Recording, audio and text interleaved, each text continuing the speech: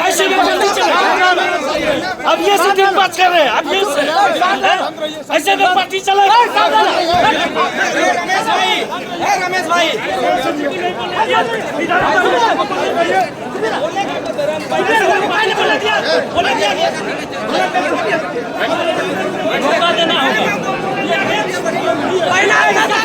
समय नहीं था, काहे बोले दिया गया? मेहता को मौका दिया जाए संभालने का। मन संचालक को सोचना चाहिए।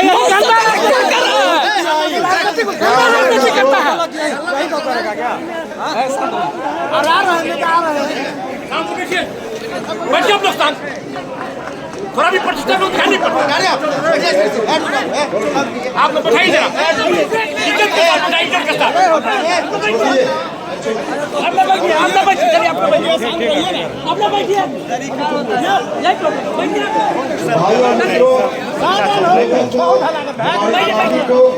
अभी आगे वाले दिनों में बहुत ही महत्वपूर्ण भूमिका का निर्वहन करना है। हम सब लोग प्रयास करें। जीतन राम मांझी कह रहे हैं कि खेला हुआ है। अरे छोड़ दीजिए, अरे हो गया, नहीं बोलेंगे, नहीं बोलेंगे। धन्यवाद है आप लोग। चलिए, दिक्कत नहीं है, मीडिया के लोगों को पता नहीं कैसे चिंता हो जाती है। मीडिया के लोग हम लोगों को पता भी नहीं और दिखाने लगते हैं। सुबह सुबह कभी उठिए तो खबर आने लगती है कि उपेंद्र कुशवाहा परेशान है। अरे जब हम सुबह उठते हैं, रात भर आनंद से सोते हैं, गहरी नींद से सोकर उठते हैं, तो हमको कहीं परेशानी नहीं दिखती और मीडिया के लोगों को पता नहीं कैसे खबर कि उपेंद्र कुशवाहा परेशान है। उपेंद्र कुशवाहा कभी परेशान इस रूप में नहीं है। पूरी मजबूती के साथ 40 में 40 जीतने का काम करना। सब जगह जाइए, अपनी तैयारी को तेज कीजिए। किन किन सीटों पर हम लड़ेंगे, कहां लड़ेंगे, समय आने पर आप सब लोगों को बता दिया जाएगा। गठबंधन में जहां जहां से हमारी पार्टी के उम्मीदवार होंगे, उन जगहों पर उनको जिताने का काम करना है मजबूती से। और जहां जहां गठबंधन की दूसरी पार्टियों के उम्मीदवार होंगे, उनके लिए भी उतनी ही मजबूती से खड़ा होकर उनको जिताने का काम करें। इस काम को करना है। जाइए, आगे वाले दिनों में बहुत सारा वादा हम लोगों ने अलग अलग समय पर जनता से किया है, उनको भी पूरा करने का काम करना है। जिसमें बड़ा सवाल कॉलेजियम का सवाल है, किस तरह से सुप्रीम कोर्ट और हाई कोर्ट में वंचित समाज के लोग जज नहीं बन रहे हैं।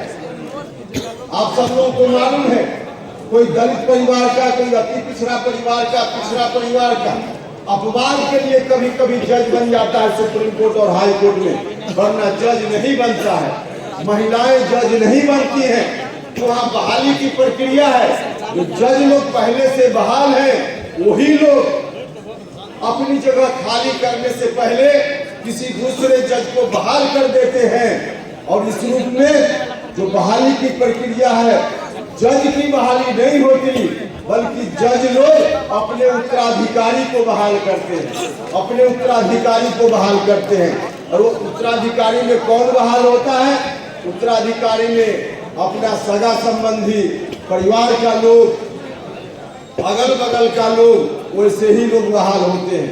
इसका नतीजा है कि सुप्रीम कोर्ट में अति पिछड़ा की बात तो छोड़ दीजिए, पिछड़ा की बात छोड़ दीजिए, महिलाओं की बात छोड़ दीजिए, दलितों की बात छोड़ दीजिए, सवर्ण जमात के भी जो गरीब लोग हैं, यहाँ तक कि ब्राह्मण परिवार का, राजपूत भूमिहार परिवार का भी, गरीब परिवार का कोई बच्चा पढ़ने में चाहे जितना मेरिट वाला हो, अगर वह चाहे कि हम सुप्रीम कोर्ट और हाई कोर्ट में जज बन जाए, तो उनके लिए भी रास्ता बंद है, उनके लिए भी दरवाजा बंद है।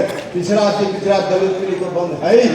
उस दरवाजा को खोलना है कि नहीं खोलना है? उस दरवाजा को खोलने का काम करना है। और वह दरवाजा खुलेगा, मुझको पक्का भरोसा है। जब हम भारत सरकार में मंत्री थे, उस वक्त आदरणीय नरेंद्र मोदी जी के नेतृत्व में सरकार चल रही थी। सरकार ने भी एक बार प्रयास किया, पार्लियामेंट से पारित भी हो गया, लेकिन उसके बाद वही लोग जो कोर्ट में बैठे हुए हैं उन लोगों ने सरकार के उस निर्णय को भी रोक दिया, नहीं लागू होने दिया। तो यह काम आगे आने वाले दिनों में करना है। हमको पक्का भरोसा है कि आदरणीय नरेंद्र मोदी जी के नेतृत्व में वो आगे सरकार आएगी, जिसमें हम सब लोग इस आवाज को बुलंदी से उठाने का काम करें। बुलंदी से उठाना है, इसलिए राष्ट्रीय लोक जनता दल को और ज्यादा मजबूती से जनता के बीच में ले जाने का काम करना। तो देश के स्तर पर यह काम हम सब लोगों का है, जो करेंगे हम लोग, और राज्य के स्तर पे, देश के स्तर पर भी, लेकिन राज्य के स्तर पर ज्यादा गरीब लोगों के लिए, गरीब घर के बच्चों के लिए पढ़ाई का इंतजाम। आज भले हम लोगों ने जब अभियान चलाया था, शिक्षा में सुधार का जो आंदोलन चलाया था, आप लोगों के घर में होगा, मीडिया के बंधुओं के पास भी होगा, जो मांग पत्र उस समय आंदोलन चलाते हुए हम लोगों ने रखा था बिहार की सरकार के सामने। इन मांगों को मान लीजिए, बिहार में अच्छी शिक्षा हो जाएगी। उतने दिनों तक उस वक्त या बाद में हमारी बातों पर ध्यान नहीं दिया गया, लेकिन आज की सरकार आज कुछ तुगलकी फरमान जारी करते हुए हमारी पुरानी मांगों को लागू करने का काम कर रही है। शिक्षकों की बहाली की जो प्रक्रिया है, हमने पहली मांग उस समय रखी थी, बीपीएससी या बीपीएससी जैसी कोई दूसरी संस्था बनाकर राज्य की सरकार शिक्षकों को बहाल करे। हमने उस समय कहा था, लेकिन अब जाकर सरकार ने उसको मानने का काम किया। अब सब कुछ लुटाकर होश में आ रहे, सब कुछ लुटा दिया, होश में आने का क्या मतलब।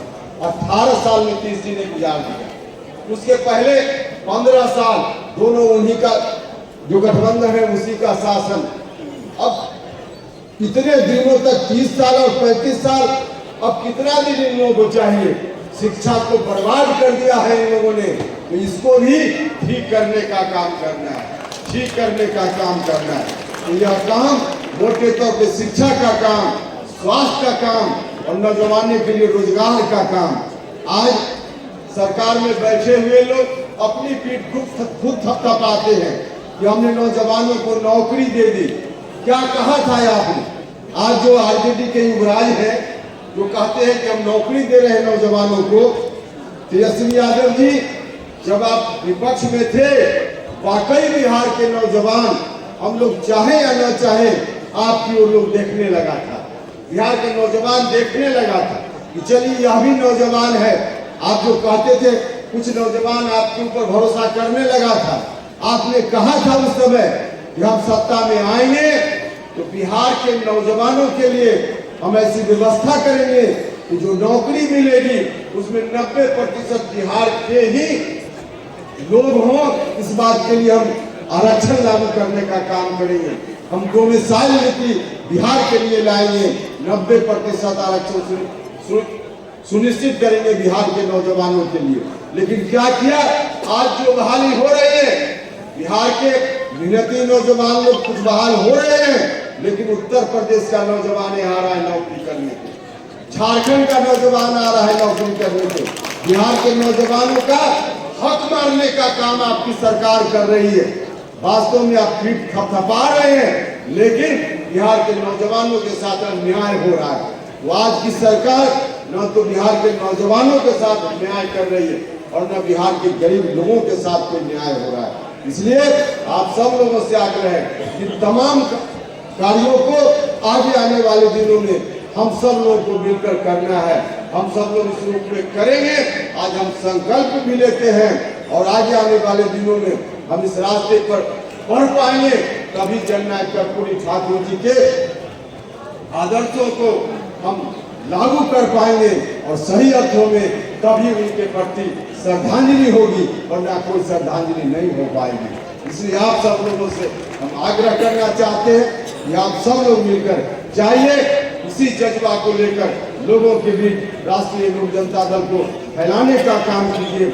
लोकसभा चुनाव के समय में, चुनाव के मैदान में, उस जगह तो हम बीच में भी आने वाले हैं, कई जगह हमारी पार्टी ने रैली का कार्यक्रम निर्धारित किया है। हम सीतामढ़ी जाने वाले हैं, झंझारपुर जाने वाले हैं, सुपौल जाने वाले हैं और भी कई जगह कार्यक्रम पार्टी की ओर से लगा है, लगने वाला है। वहाँ आएंगे जहाँ चुनाव के पहले अभी नहीं जा पाएंगे। उन सब लोगों के लिए मैं आग्रह करना चाहता हूँ, जाइए, चुनाव के मैदान में भेंट होगी और फिर जब दिल्ली में सरकार बनेगी उसमें आप सब लोग आइएगा पूरी मजबूती के साथ। यही कहते हुए अंत में फिर से कर्पूरी ठाकुर जी के चरणों में मैं श्रद्धासुमन अर्पित करता हूँ और आप सभी लोगों का बहुत बहुत धन्यवाद करते हुए अपनी बात समाप्त करता हूँ।